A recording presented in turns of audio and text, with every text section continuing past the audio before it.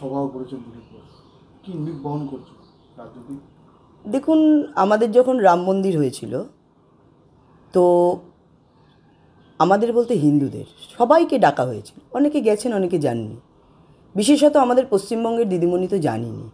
তো এখানে স্বভাবতই দিলীপদাকে আমন্ত্রণ করা হয়েছে, তিনি সেই ডাকে গেছেন। তিনি একজন হিন্দু, সেই হিসাবে তিনি জগন্নাথ মন্দিরে গেছেন। কিন্তু এটা মনে রাখতে হবে, দিদিমণি এটা জগন্নাথ দেবের যে মন্দির, সেটা সেই সরকারি টাকায় জগন্নাথ ধাম কালচারাল সেন্টার বানিয়েছেন। এটা কিন্তু চারধামের যে পুরী ধাম, যে আমরা যে চারধামের মধ্যে পড়ে, সেই ধাম কিন্তু এটি নয়, এটা একটা কালচারাল সেন্টার। দিলীপ ঘোষ গেল? দেখুন, দিলীপদা কেন গেছে তিনি তার উত্তর তিনি নিজেই সবাইকে দিয়েছেন, সেই ব্যাপারে আমার কিছু বলার নেই। এবং তিনি যেটা বলেছেন যে তিনি সৌজন্যতার জন্য গেছেন, তিনি হিন্দু হিসাবে সেখানে গেছেন। কিন্তু আমার যেটা ব্যক্তিগত, এটা হচ্ছে নিশ্চয়ই হিন্দুদের আবেগ, হিন্দুদের ধর্ম আমরা মাথায় রেখেই আমরা এই মন্দির, এই পুজোটাকে নিয়ে আমরা খেলা করি না। সুকান্ত, শুভেন্দু তাদেরও তো আমন্ত্রণ ছিল, কিন্তু তারা তো কেউ যায়নি। দেখুন, আমি বলছি এটা যার যার ব্যক্তিগত ব্যাপার, কে যাবেন কে যাবেন না। আমন্ত্রণ সবাইকে করা হয়েছে, কেউ মনে করেছেন যাননি, কেউ মনে করেছেন তিনি গেছেন। এবং কেন গেছেন সেটা তার উত্তর একমাত্র তিনি দিতে পারবেন, আশা করি তিনি দিয়েওছেন। কিন্তু আমার যেটা মনে হয়েছে যে জগন্নাথ ধাম নিয়ে, যেহেতু পুরীর মন্দিরে মমতা ব্যানার্জিকে ঢুকতে দেওয়া হয়নি, কারণ সেখানে হিন্দু ছাড়া কাউকে ঢুকতে দেওয়া হয় না, এবং তার যে কথোপকথন, তার যে কার্যকলাপ, তাতে পুরীর মন্দির মনে করেননি তিনি হিন্দু কিনা সে বিষয়ে সংশয় ছিল। সেইভাবেই তিনি এখানে জগন্নাথ মন্দিরের নামে জগন্নাথ কালচারাল সেন্টার খুলেছেন। অর্থাৎ ভাবুন, এই মানে মানুষের, হিন্দুদের ভাবাবেগ নিয়েও তিনি খেলা করেছেন। হিটকোকে দিয়ে তিনি ওখানে একটা কালচারাল সেন্টার বানিয়েছেন, যেটা তিনি জগন্নাথ মন্দির বলে হিন্দুদের সামনে তিনি এখন বড় হিন্দু হতে চাইছেন। হিন্দু হন, আমার তাতে কোনো আপত্তি নেই, কিন্তু খেলা করবেন না। জগন্নাথ মন্দির, জগন্নাথ দেব আমাদের আবেগ, মানুষের ধাম, মানুষের, হিন্দুদের ভগবান, সেইটাকে একটা কালচারাল সেন্টার আখ্যা দেবেন, এটা নিশ্চয়ই কাম্য নয়। এটা সারা পশ্চিমবঙ্গের মানুষেরও জানা উচিত যে ওটাকে উনি কালচারাল সেন্টার বানিয়েছেন, নট জগন্নাথ ধাম। দলের নিষেধাজ্ঞা উপেক্ষা করে দিলীপ ঘোষ গেল না, এখানে কোনো নিষেধাজ্ঞা, দেখুন নিষেধাজ্ঞার কিছু নেই। এখানে সবাইকে সবাই ডেকেছেন। দিলীপদা একজন পোড় খাওয়া রাজনীতিবিদ, এবং আমাদের দলের স্বাধীনতা আছে, এটা তার ব্যক্তিগত ইচ্ছা থেকে তিনি গেছেন। দেখুন, অনেককেই বলেছেন, কেউ গেছে কেউ যাননি। কারোর মনে হয়েছে এখানে যাওয়া উচিত নয়, তিনি যাননি।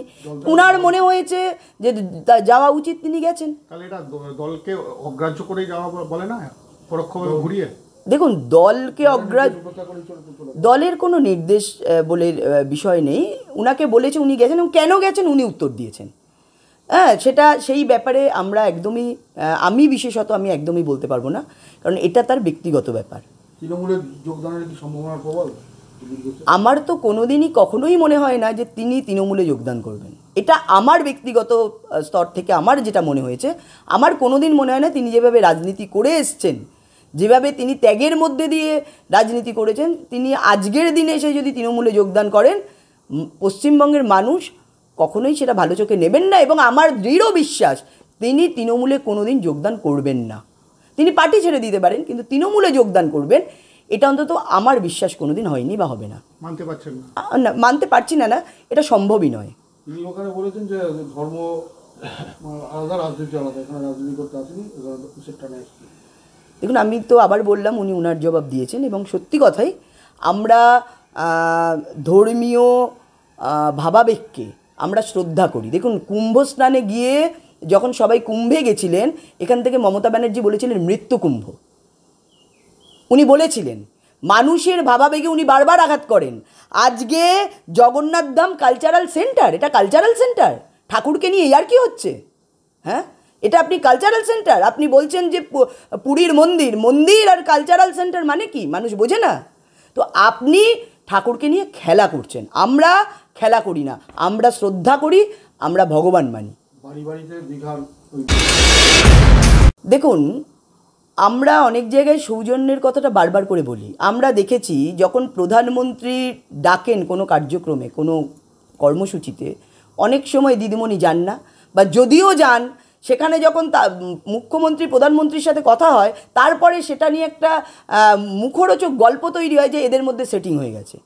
তো দেখুন, এটা বাংলার কালচারে রূপান্তরিত হয়েছে। কোনো জায়গায় গেছে, সেখানে মুখ্যমন্ত্রী ছিলেন, দিলীপ দা এমএলএ ছিলেন, তিনি একজন এমপি ছিলেন, এবং তিনি রাজ্যের শুধু রাজ্য সভাপতি ছিলেন না, তিনি সেন্ট্রালেরও তিনি ভাইস প্রেসিডেন্ট ছিলেন কেন্দ্রের।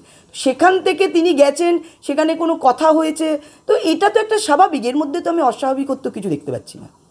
দেখুন, আমরা সমাজে বাস করি, এখানে সিপিএম, তৃণমূল, কংগ্রেস, বিজেপি সবাই আছে। আমরা আমাদের নীতি, আমরা আদর্শ নিয়ে মানুষের কাছে যাই, মানুষের কাছে ভোট চাই, মানুষ ভোট দেন। তার মানে যিনি তৃণমূল করেন তিনি যদি ভদ্র ব্যক্তি হন, তাকে তো আমরা খারাপ বলবো না বা তার সাথে কথা বলবো না, এরকম বিষয় না। তবে হ্যাঁ, মানুষের বা কথাবার্তা, মানুষের চালচলন, তাদের ব্যবহারে আমরা তাদেরকে অনেক ক্ষেত্রে ত্যাগ করতে বাধ্য হয়। কারণ আমরা জানি পশ্চিমবঙ্গে যেভাবে হিন্দু নিধন হচ্ছে, যেভাবে হিন্দুদের ওপর অত্যাচার হচ্ছে, এবং যে সরকার করাচ্ছে তাকে আমরা কখনোই ভালো চোখে দেখি না। কোনো হিন্দু, পশ্চিমবঙ্গবাসী কেউ ভালো চোখে দেখছে না, কারণ এই সরকার প্রত্যেকটা মানুষের সাথে প্রতারণা করেছে। এই সরকার হিন্দুদের ওপর তার দমন পীড়ন নীতি চালিয়েছে, হত্যা করিয়েছে, জঙ্গিদের এখানে আশ্রয় দিয়েছে। সেই হিসাবে সরকারি দিক থেকে আমরা কখনো এই সরকারকে সমর্থন করি না। কিন্তু ব্যক্তি মমতা ব্যানার্জি, ব্যক্তি দিলীপ ঘোষ, তারা কোথাও গেছে, সেখানে সৌজন্য সাক্ষাৎকার করেছে, এই বিষয়ে আমার কিছু বলার নেই। দলীয় নেতৃত্বের তরফ থেকে দল কি মনে হচ্ছে না খানিকটা ব্যাকফুটে চলে গেল বিজেপি এই ঘটনার পক্ষ থেকে? না, আমার তো তা মনে হয়নি। একজন পোড় খাওয়া রাজনীতি, আমার তো তা মনে হয়নি। আমার মনে হয়েছে যে যেটা তৃণমূল পারে না সেটা বিজেপি পারে। কারণ মমতা ব্যানার্জির মাকে অটল বিহারী বাজপেয়ীজি এসে পায়ে হাত দিয়ে নমস্কার করেছিলেন। আজকে সেখানে একটা জগন্নাথ দেবের মন্দির হয়েছে, দিলীপ দা সেখানে গিয়ে তার সৌজন্যের বার্তা দিয়েছে, তোমরা রাম মন্দিরে যাওনি বলে আমরা এখানে, তোমরা ট্রাস্ট বানিয়েছো, এটা জগন্নাথ ধাম কালচারাল সেন্টার তোমরা বানাতে পারো, কিন্তু আমরা ভগবানকে ভগবান হিসাবেই দেখি, সেই জন্য সেই হিসাবেই তার কাছে পৌঁছেছি ভগবানের আশীর্বাদ পেতে। এই বার্তাই উনি দিয়েছেন।